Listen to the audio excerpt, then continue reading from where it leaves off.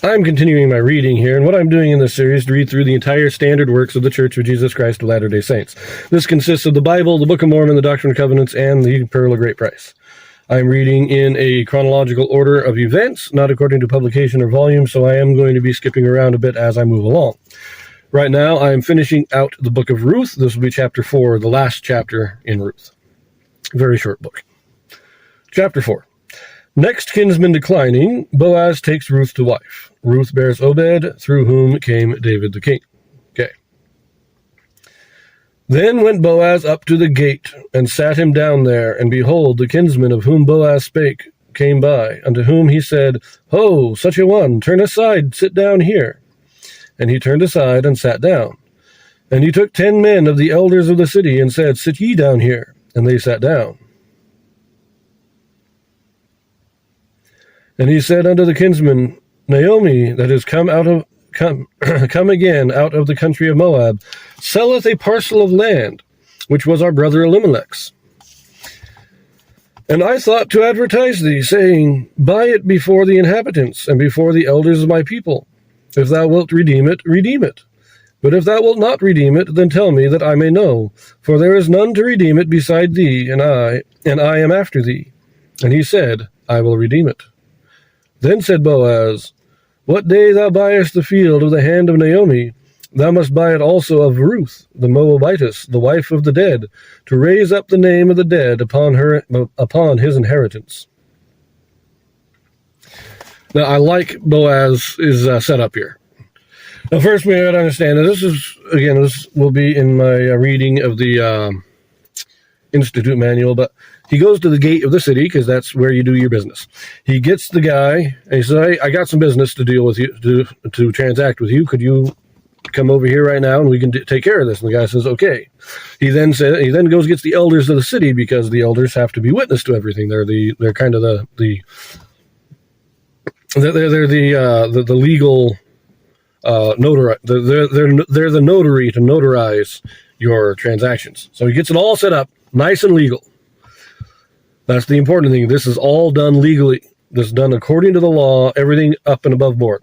He then says, okay, Elimelech, his widow, selling some land, and it is your right first to buy it because you are next in line. But after you is me, and I would love to buy it, but it is your right first. So are you going to buy it, or are you going to let me buy it? And the guy says, oh, I'll buy it. I don't mind having more land. And then Boaz says, oh, I forgot to mention, if you're going to buy the land, you also have to marry Ruth. So I like that setup. You want the land? Oh, yeah, I want land. Well, then you also got to get a wife. Oh, okay, now we get this. Verse 6. And the kinsman said, I cannot redeem it for myself, lest I mar my own inheritance. Redeem thou my right to thyself, for I cannot redeem it. Now this was the manner in former time in Israel concerning redeeming and concerning changing. For to confirm all things, a man plucked off his shoe and gave it to his neighbor. And this was a testimony in Israel. Therefore the kinsman said unto Boaz, Buy it for thee. So he drew off his shoe.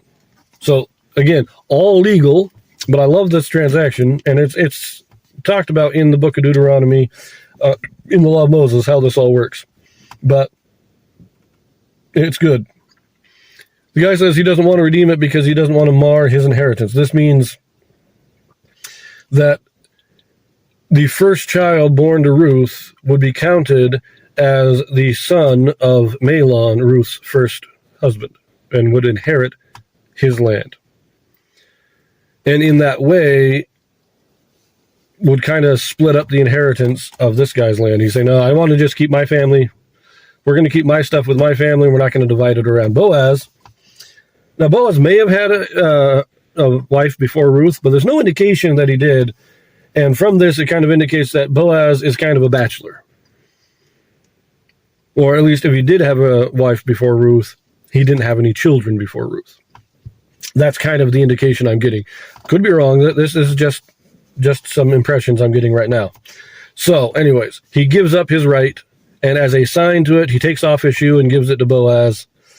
And it is all witnessed by the elders, all up and above board, all perfectly legal. The verbal contract is set. So, verse 9. And Boaz said unto the elders and unto all the people, Ye are witnesses this day that I have bought all that was Elimelech's, and all that was Kilion's and Mahlon's of the hand of Naomi.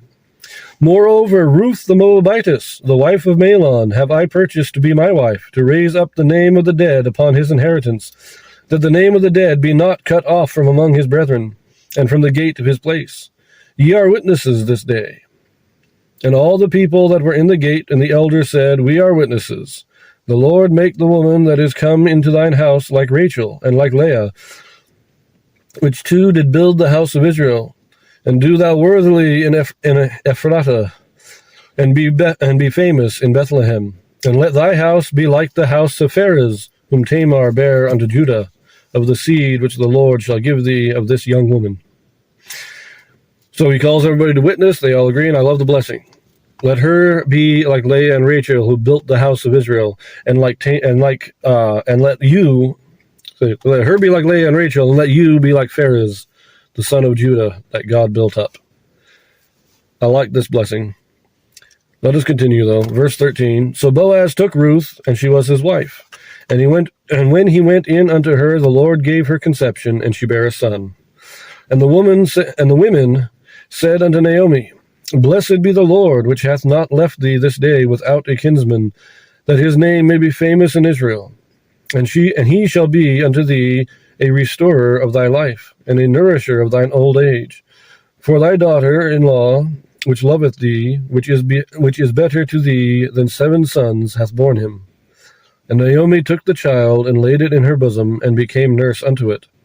And the women, her neighbors, gave it a name, saying, There is a son born to Naomi. And they called his name Obed. He is the father of Jesse, the father of David. Now, I like this too. Naomi, her whole family died out. She had no direct descendants. Even Obed is not biologically descended from Naomi. But legally, he is the heir of Naomi's sons, of Mahlon. And so she adopts him, in a sense. She becomes his godmother. And he is counted as a son of Naomi, at least culturally. And that is because of the Levirate marriage. The first son born to Ruth would be counted as the son of her first husband, Mahlon. Now, this is in terms of inheritance. So that doesn't mean that he didn't recognize Boaz as his father. Boaz was his father. But he inherited from Mahlon and not from Boaz. Although he may have inherited from both if Boaz had no other children. So, last few verses here. Now these are the generations of Pharez. Pharez begat Hezron, and Hezron begat Ram, and Ram begat Amminadab, and Amminadab begat Nahshon, and Nahshon begat Salmon, and Salmon begat Boaz, and Boaz begat Obed. And Obed begat Jesse, and Jesse begat David. A little genealogy for us there. That will conclude the book of Ruth. I will also add a brief supplemental video reading from the Institute Manual, but we will be getting back into the Judges next. So I will see you then.